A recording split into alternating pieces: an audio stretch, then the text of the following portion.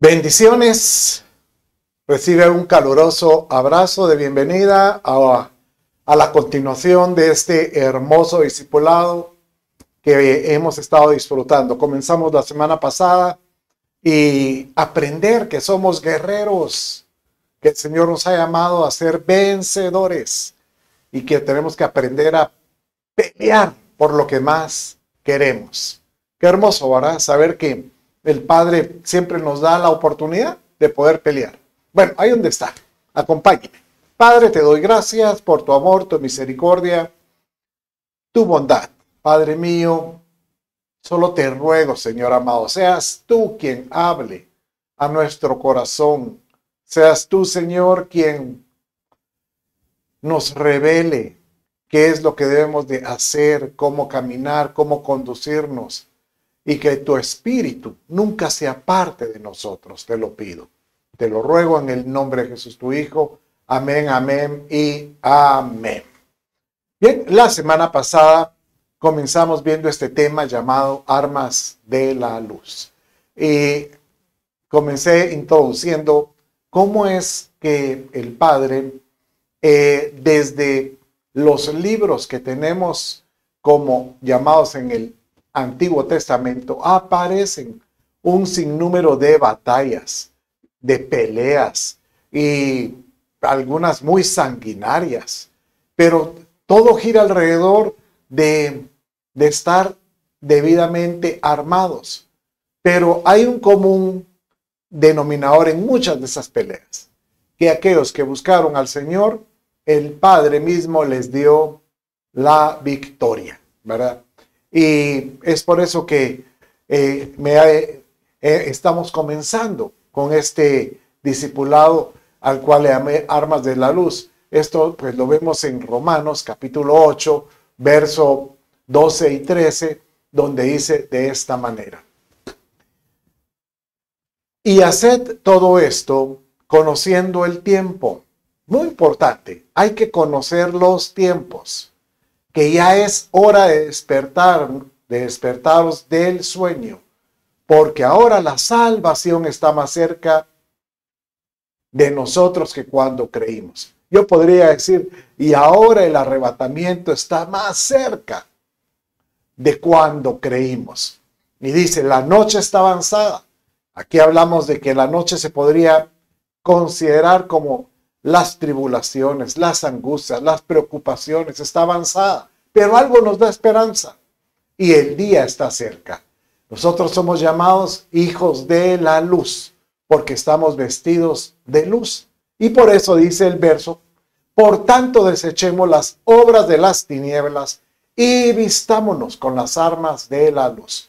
Muy importante estar vestidos como un buen soldado de Jesucristo.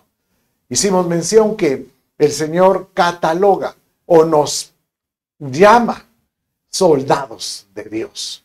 Y encontramos versos que dicen que para estos tiempos no es con espada, dice, no es con ejército, sino con su Santo Espíritu.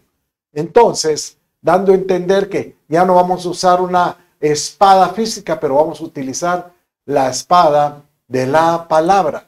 Y esto fue pues prácticamente de ahí es donde de ahí nace las enseñanzas de este discipulado. Encontrar que el Señor nos da armas. Y la arma más hermosa que Él nos puede dar para poder vencer, nada menos que es su palabra, que también le llama arma de justicia. Mire cómo dice 2 Corintios capítulo 6, 4 y 7. Acompáñenme, leámoslo juntos. Sino que en todo nos recomendamos, dice Pablo, a nosotros mismos como ministros de Dios, en mucha perseverancia. Por supuesto que el buscar al Señor, el ser cristiano, eso no nos elude, o sea, no nos, como decirte, ahora ya no vamos a tener ni aflicciones, ni privaciones, ni angustias. No, por supuesto que van a venir, pero la diferencia es que ahora las podemos enfrentar de una forma distinta. Mire cómo dice el verso 7. ¿Cómo? Con la palabra de verdad, que es el poder de Dios por armas de justicia para la derecha y para la izquierda. Puedo imaginarme, ¿verdad? Dando a entender que la espada, la palabra de Dios como una arma de justicia. Y la semana pasada hablamos entonces que la palabra, o hay una comparación a que nosotros podemos ver la palabra como una arma ofensiva, pero con la intención de que saquemos carácter para guerrear. Diga conmigo, soy un guerrero, pero dígalo, yo soy un guerrero. Y usted dirá, es que yo no soy ni de la guerrilla, ni soy bandolero, no, sino que esto es aquel que está dispuesto a sacar los colmillos para pelear por lo que más quiere, para pelear por aquello que uno debiera de luchar. Por ejemplo, pelear por tu matrimonio, pelear por algún hijo que está tal vez apartado, pelear por tal vez un familiar o por un negocio, pelear por aquello que el Señor nos ha llamado a ser benditos y que lo podamos hacer. Imagínense que el Padre le dice a Timoteo de esta manera, Pablo, yo creo que es con palabras del Padre, le dice de esta manera: pelea la buena batalla de la fe, echa mano de la vida eterna a la cual fuiste llamado y en la que hiciste buena profesión en presencia de muchos testigos. Qué lindo, porque hicimos referencia de que todo aquel que conoce a Jesucristo y lo hace su Señor y Salvador, responde a ese llamado. Y esto nos permite caminar en esa profesión de creyente, ¿verdad? ¿Y cómo podemos nosotros dar fe de que caminamos en esa profesión? Pues porque nuestra vida se convierte en una luminaria o en un resplandor, o le damos, llamemos, esperanza a muchos testigos en todo sentido. Tu vida, mi vida, nosotros fuimos llamados para brillar. Usted dirá, pero yo no soy un foco. No, no tiene que ser un foco. Lo que estamos hablando es que tenemos que resplandecer. Bueno, si lo dice Isaías 60, dice, levántate y resplandece, porque ha venido tu luz. Levántate, y la gloria del Señor ha nacido dentro de ti. Así lo dice el verso. Entonces, con esto, pues entendemos que el Señor nos ha dado armas. Vimos armas de luz, armas de justicia, y ahora vamos a ver que hay una arma muy especial, que es la espada. Y la espada es la que hemos estado viendo, versos distintos donde habla de cómo una espada es clave para vencer en todo sentido. Mire cómo dice Efesios capítulo 6, verso 17. Aquí está hablando acerca de la vestidura de un soldado. Y aquí el Señor dice que nosotros tenemos que vestirnos con casco, yelmo, con coraza, con calzado. Y en todo esto es decir, bueno, tomad el yelmo de la salvación, o sea, el casco que cubre nuestra mente, y la espada del Espíritu, que es la palabra de Dios. Entonces, curioso, porque tenemos el escudo de la fe, que eso nos ayuda a defender por la fe, pero con la espada podemos tener una arma ofensiva, o sea, poder defendernos. El enemigo trató con la palabra, él fue muy diestro, él es una persona, un ser, una entidad muy sutil que maquina.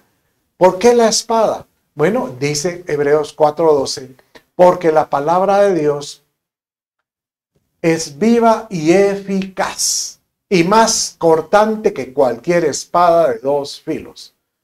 Penetra hasta la división del alma y del espíritu, de las coyunturas y los tuétanos, y es poderosa para discernir los pensamientos y las intenciones del corazón.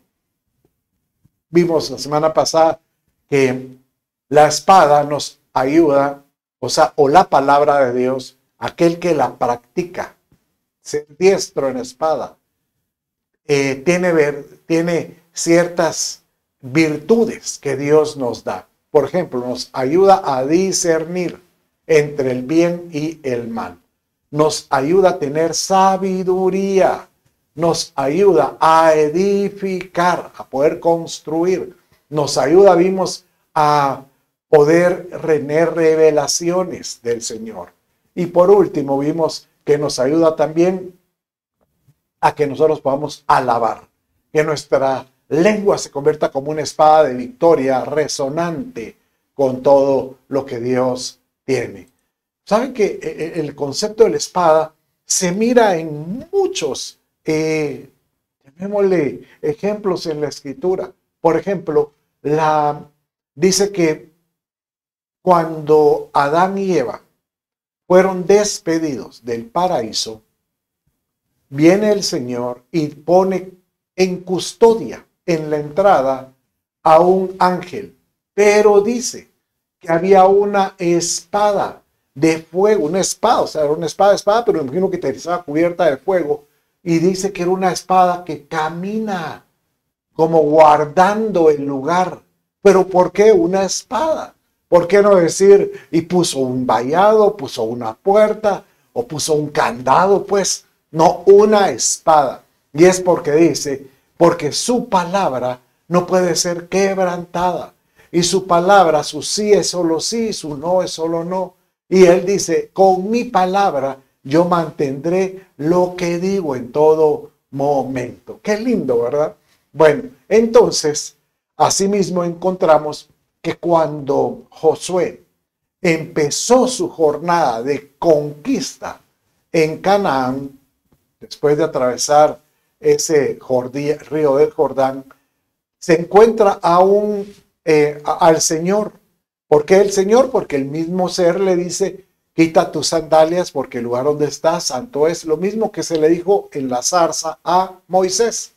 Entonces, mire, viene y él dice que figura que vio Josué era un varón de guerra y que tenía una espada en la mano. Y eso fue lo que lo asombró a José. Dijo, ¿eres de los nuestros o eres enemigo?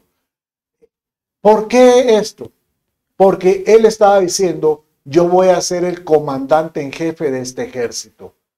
Yo voy a batallar las batallas por ustedes y vamos a vencer. Solo confía, solo sígueme en este sentido. Qué lindo. Porque nuestro Señor en esta figura o esta entidad, utilizando una espada como quien dice, mi palabra va a ser veraz. Y esto lo que me hace pensar es que el Padre, así como el enemigo, que es un estratagema con maquinaciones de perversidad, hoy el Señor te dice que nuestro Padre también tiene estrategias para vencer. Entonces, hoy vamos a ver ese tipo de conceptos que hay en la guerra espiritual. Conceptos que nosotros debemos de tomar como propios y saber que cada uno de estos, la espada o la palabra, nos debe de llevar a culminar en cada uno de ellos. Bueno, por ejemplo, el primero que quiero hoy mencionarte es que la palabra o la espada sirve para liberar, para libertar. Obviamente, aquel que entra en victoria con la espada, pues puede, si tiene la victoria, pues libera algo. ¿Se acuerda? Abraham cuando entró con 300 personas, dice que contra 10 reyes batalló para librar a Lot. Y dice que andaban todos armados hasta los dientes. Gedeón es otro ejemplo. Y dice con 300 de valor, dice que cuando tomaban agua, inclinaban su rostro, inclinaban sus rodillas, y cuando hacían de rodillas y tomaban el agua, dicen que no soltaban la espada en uno de sus manos. Igual lo hizo Nehemías. Vamos a ver tantos ejemplos que habla de que cómo es que la espada, la palabra de Dios, la tenemos que tener siempre en la punta de la lengua. ¿Por qué? Porque ahí nos sirve para liberar. Bueno, así lo dice el Salmo 17:13. Léalo conmigo. Levántate, Señor, dice el salmista, sal a su encuentro, derríbalo al enemigo. Con tu espada libra mi alma del impío. O sea que aquí prácticamente le está diciendo a aquel que te da la espalda, que no cree en tus promesas, llamado impío, levántate por nosotros, porque tu espada lo derribará. Entonces, cuando encontramos el concepto de liberar, el mismo Dios o el mismo Padre a través de Jesucristo nos dijo que la verdad, o sea, en Cristo, nosotros podemos ser libres. Y que si algo no le agrada al Padre, es que encontrar a un pueblo que esté preso con sus emociones, por ejemplo, a una depresión, a un desánimo. No le agrada a mi Dios. Él le agrada encontrar un pueblo que tenga libertad en Cristo Jesús.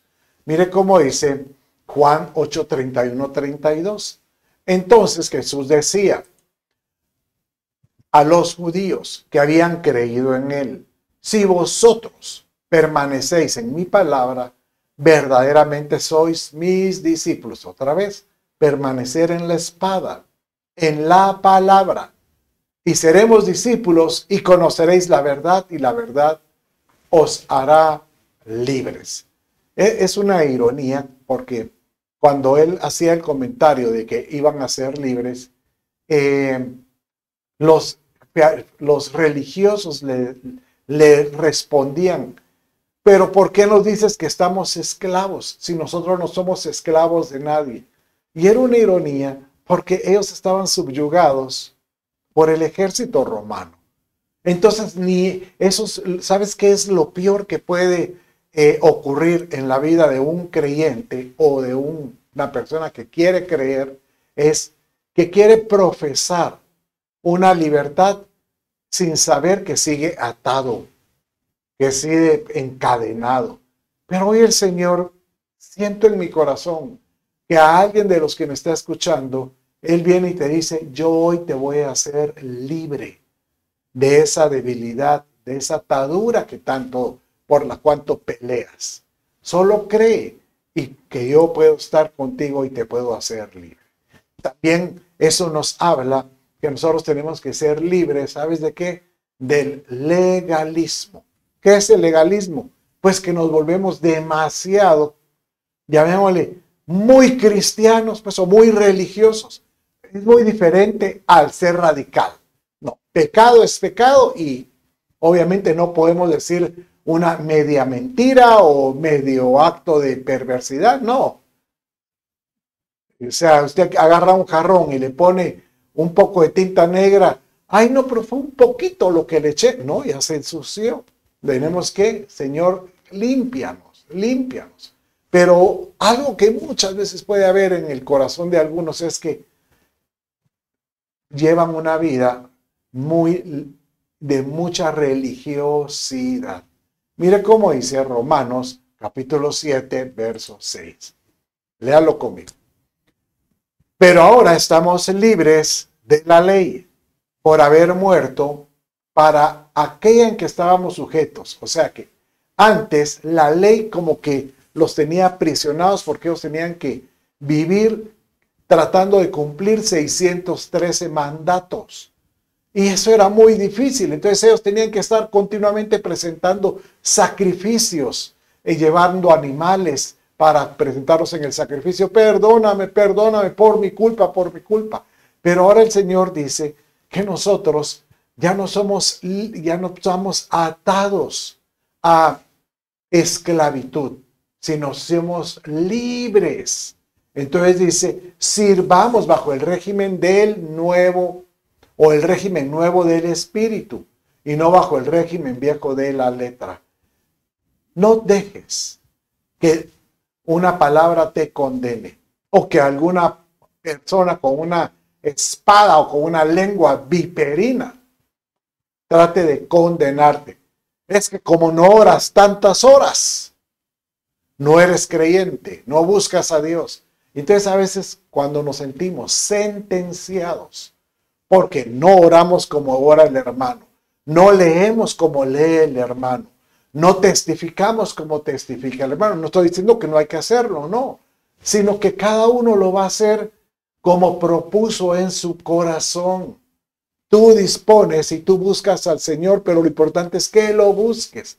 Porque conforme más te metas, más te endulzas y más, ¿sabes cómo lo miro yo? Aquel que logra buscar en su palabra y navegar en ella, al inicio tal vez vas a leer 2 minutos, 1 minuto. Después te das cuenta, quiero aprender más, 5 minutos, 10 minutos. Y después te pasa como algunos que pasamos horas tratando de endulzarnos, aprender de lo que el Señor tiene. Y obviamente, ten por seguro que cuando alguien empieza a caminar con ese deseo de salir de la comodidad, de batallar, de tomar las armas y levantarse firme y empezar a caminar en victoria, obviamente ahí es cuando el enemigo de nuestras almas como que se despabila y dice, ¡hey! Ese que está ahí ya se dio cuenta de lo que es capaz de hacer. Ese eres tú. Ese que está ahí ya se dio cuenta que tiene autoridad espiritual. Ese que está ahí ya se dio cuenta que hay armas que Dios les ha dejado, ya se está equipando. Entonces, el enemigo, ¿qué es lo que va a hacer? Fastidiar. Empezar a tratar de quitar la paz. Y obviamente tenemos que aplicar estrategias espirituales. Y la estrategia es, bueno, ¿cómo sacar al enemigo de nuestra vida? Porque el enemigo, mira, si tú le abres un poquito la puerta, se mete hasta la cocina. Entonces, él dice que anda como la serpiente, alrededor buscando un portillo, buscando un agujero donde entrar. Eso es lo que hace. Él anda como león rugiente buscando alrededor a quien devorar. Aquí tenemos un enemigo que Dios ordenó al pueblo de Israel y nos puede servir de ejemplo de tener nosotros la determinación de echar fuera toda obra de maldad. Y se trata con el pueblo de Amalek. O sea, si era Amalek, eran amalecitas. Así se llamaban los que pertenecían a este lugar. Pero estos eran terribles, porque el Señor los aborrecía, obviamente por sus enseñanzas y su cultura. Tanto es así que Dios le ordenó y le dijo que él tenía que salir de Amalek. Y esto lo encontramos en Éxodo, ahí donde está en su pantalla, 17:13. Y Josué deshizo a Amalek y a su pueblo a filo de espada. Pero uno dice, ¿por qué? Porque era una orden del Padre. Saquen ese enemigo. Léalo conmigo en esta pasaje. En Deuteronomio 25, 17 y 19 dice así. Acuérdate de lo que te hizo Amalek en el camino, cuando saliste de Egipto. Cómo te salió al encuentro en el camino y atacó entre los tuyos a todos los agotados en tu retaguardia cuando estabas fatigado y cansado. Y él no temió a Dios. Por tanto, y después explica, borrarás debajo del cielo la memoria de Amalek. No lo olvides. Mire, esto es como quien dice, estos de Amalek van a volverse a multiplicar y van a empezar a volverse a crear un pueblo. Pero recuérdalo, yo ordeno que hay que borrarlos. Qué duro. Y uno dirá, ¿pero por qué? Bueno, aquí la atención a este verso es porque los amalecitas realmente utilizaron llamémosle, una actitud no digna del que pelea la batalla. Estos vinieron y usaron una actitud de traición. ¿Cómo? Buscaron, se escondieron y entraron por la parte de atrás. En un ejército dejaban al final a las mujeres, a los niños, a los ancianos, a los enfermos, a los que estaban débiles o agotados, ¿verdad? Y estos vinieron y entraron por atrás para poder derribar a lo más débil que hay. Y el enemigo eso es lo que quiere hacer con nosotros. El enemigo va a buscar esa parte débil que tú tienes. Ten cuidado, ¿qué es lo que te debilita? Tú tienes problemas por ejemplo, del chisme, pues evita encontrarte con personas que son chismosas o que andan buscando, decime más o para que oremos por ellos. Si tienes problemas de estar viendo cosas que no le agradan a Dios, por ejemplo, pornografía o estar viendo cosas que son desagradables, pues provócate y decirle, yo no quiero ver eso. Y eso es sacar el enemigo de nuestra vida en todo sentido. ¿Por qué? Porque el enemigo mina. Y oiga lo que te estoy diciendo. Y él viene y trabaja por derechos. O sea, si él encuentra a una persona que viene en una familia que fueron propensos a cierta debilidad desde muchas generaciones atrás. Por ejemplo, el alcoholismo, la pobreza, el adulterio y por ende el divorcio. Entonces, el enemigo dice en esa familia opera de que ellos el día de mañana alguien pueda decir, mi abuelo fue borracho, mi papá fue borracho, pues yo también voy a ser borracho, aunque tenga Cristo. Entonces va a batallar y muchas veces el enemigo va a querer seducirlo.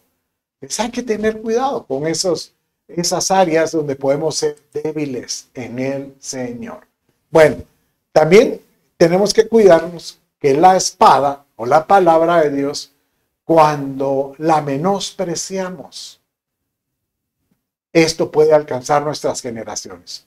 Así como hablamos hace un rato, que hay líneas de iniquidad que pasan de un padre a un hijo y a un nieto. Son líneas de iniquidad. Pero el Señor, en el Señor, Él dice, yo quiero guardar tus generaciones. Yo quiero que tú rompas con autoridad toda línea de iniquidad y que seas libre en el nombre de Jesús. Esto le pasó a David.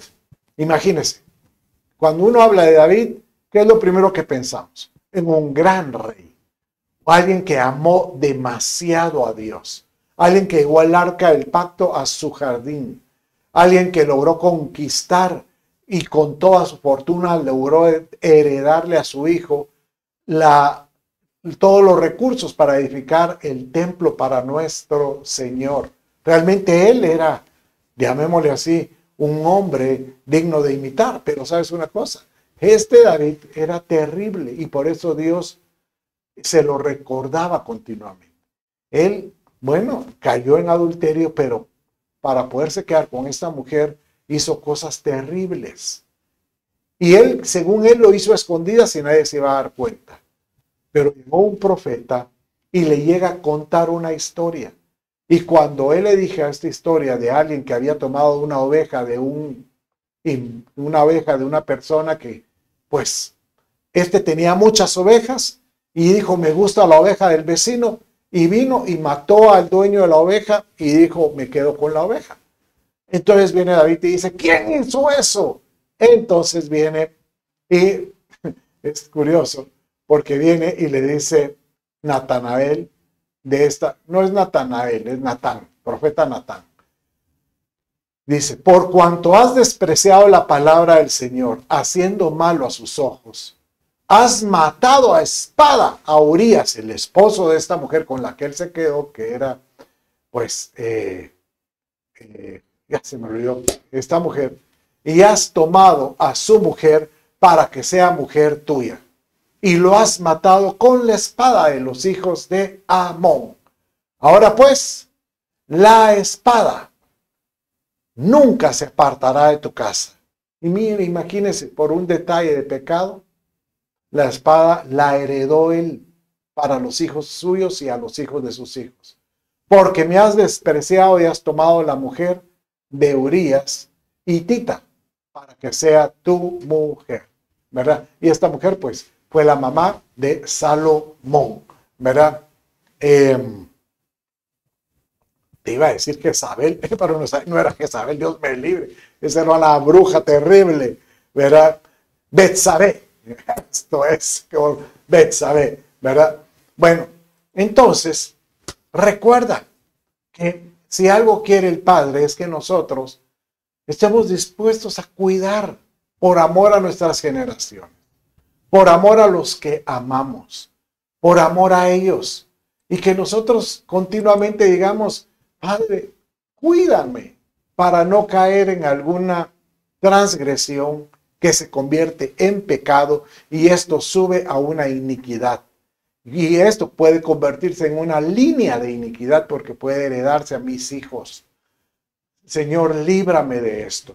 Si el Señor te dice, claro que te puedo librar. Y sabes una cosa, la historia cuenta que David, él se arrepintió y él fue libre de eso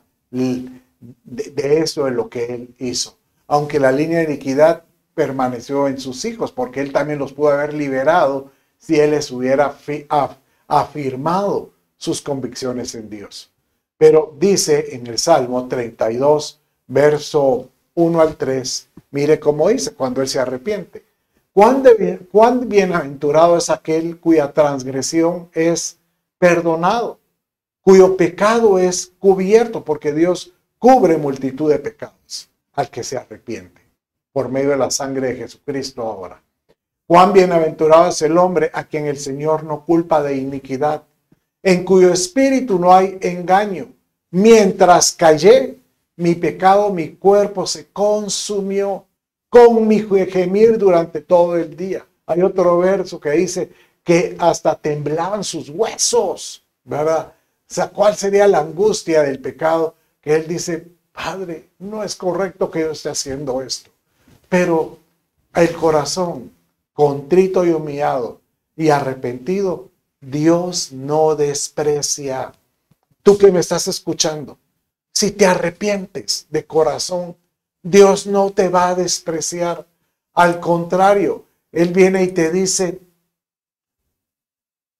confiesa, abre tu corazón y vuelve a ponerte a cuentas con mi hijo y recibe a Cristo en el corazón. Y dile, Señor, ayúdame a poder ser libre de esto y que el Padre mismo haga su obra en ti. Qué lindo, ¿verdad? Saber que el Señor nos da siempre oportunidades.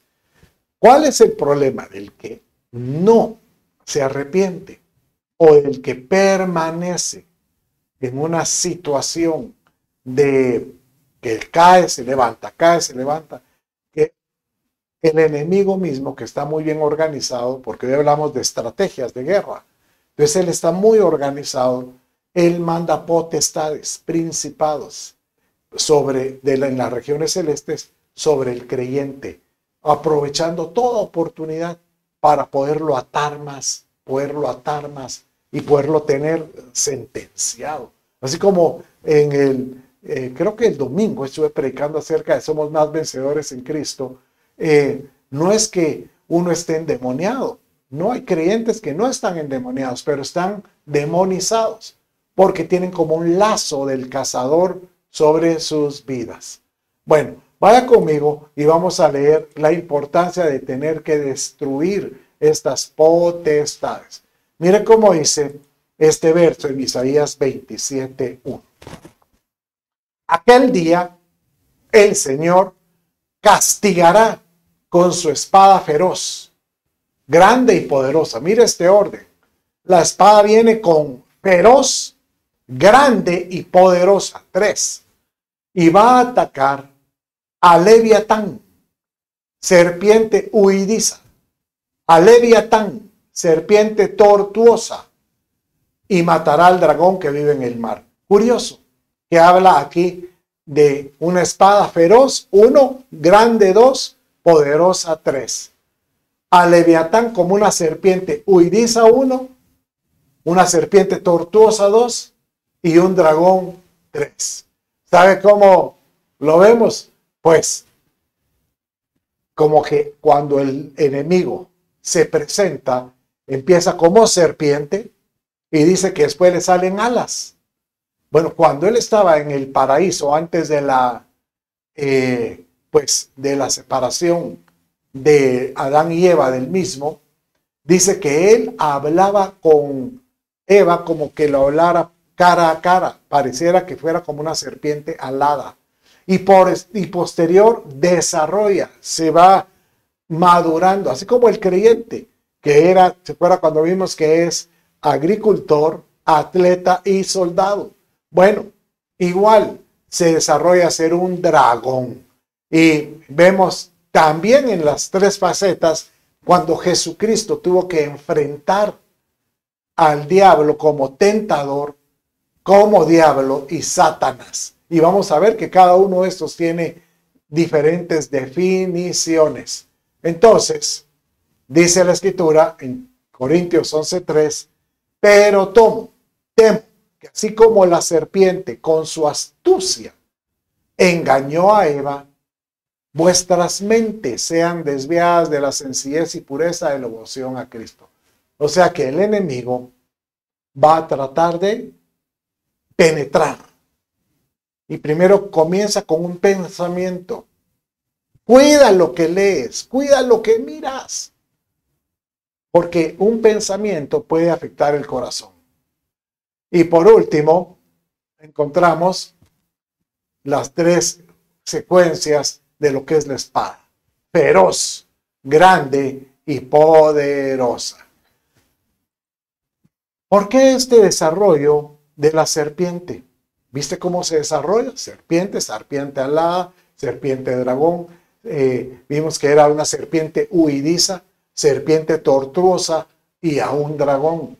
Porque si el enemigo sigue evolucionando y dice que en los finales tiempos se va a presentar como dragón, no como serpiente, da la impresión que éste va a sacar toda su fuerza.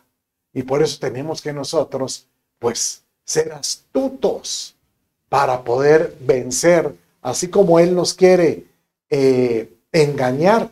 Nosotros tenemos que ser astutos para defendernos.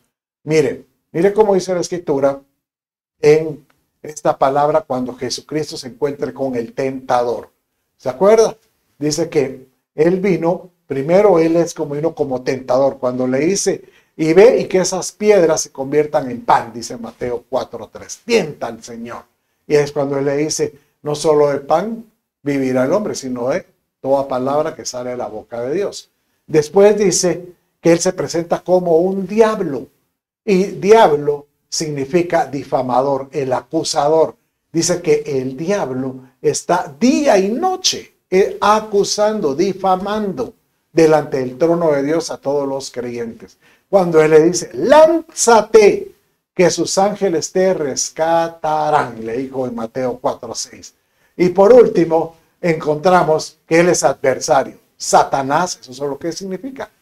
Pero aquí tenemos el tentador, al diablo y a Satanás. Satanás es el adversario, el que se opone.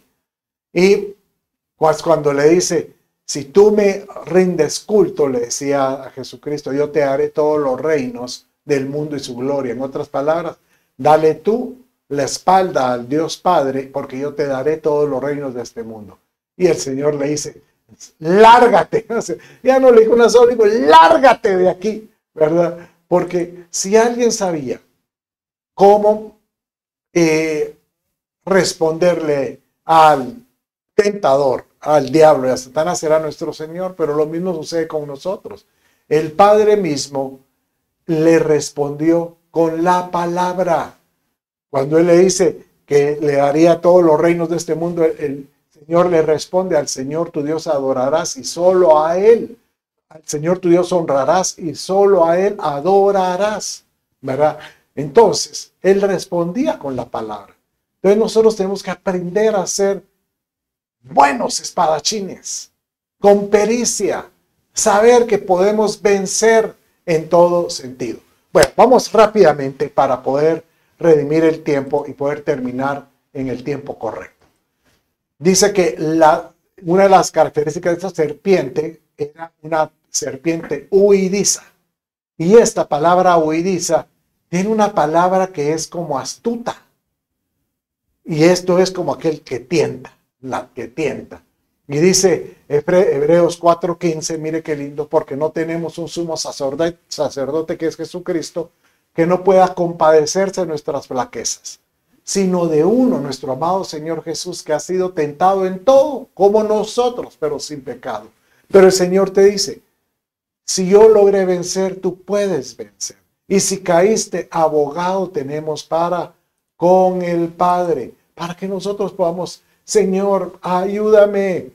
Tú fuiste sin pecado, ayúdame a estar, pues, por lo menos a vencer continuamente, ¿verdad? Bueno, después encontramos que estaba la serpiente tortuosa. Esta palabra tortuosa es torcida. O sea que no está como usted sabe que un albañil cuando pone una pared usa una plomada, que esté recta, firme. Bueno, torcida es que no se apega, ¿verdad? Entonces, el enemigo trata de torcer los principios del Padre. Mire cómo dice en 2 Pedro 3, 16 y 17.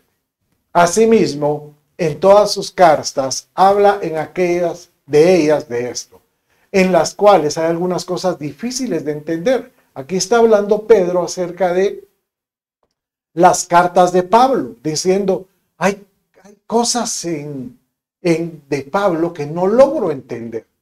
Pero dice que los ignorantes e inestables tuercen, como también tuercen el resto de las escrituras, para su propia perdición. Y después dice en el verso 17, estad en guardia, no sea que seas arrastrados por el error de hombres libertinos, cargáis de vuestra firmeza. Bueno, mire, Pedro está diciendo, miren, no es fácil entender lo que Pablo quiere escribir. Pero yo creo que él podría decir, pero el Espíritu Santo nos revela cómo hacerlo. Pero hay algunos que quieren tomar esa palabra y la empiezan a manipular. Yo me pregunto,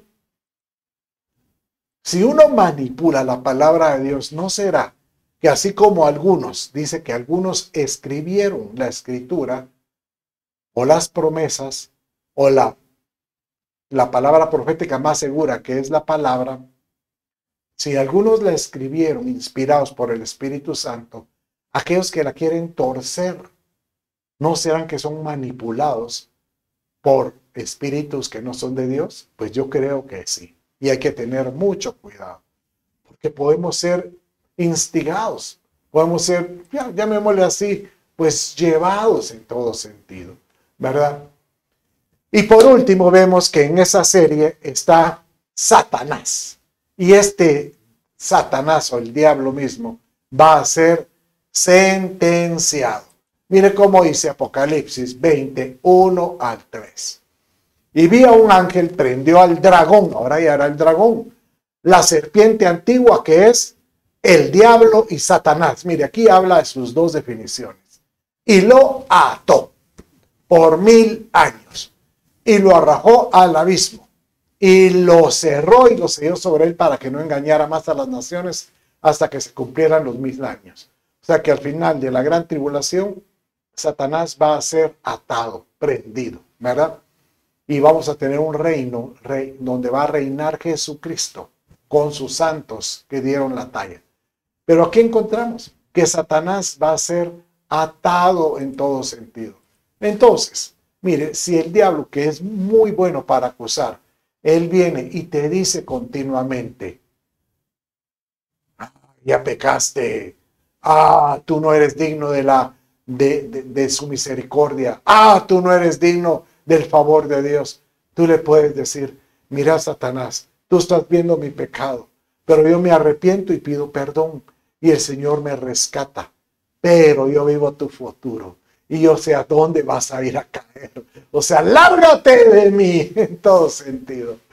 Ay, Señor amado, háblanos al corazón. Por eso, mi querido creyente, yo te pido, lo más importante es que podamos vivir en santidad. Mire cómo dice en Filipenses capítulo 2, 14 y 16.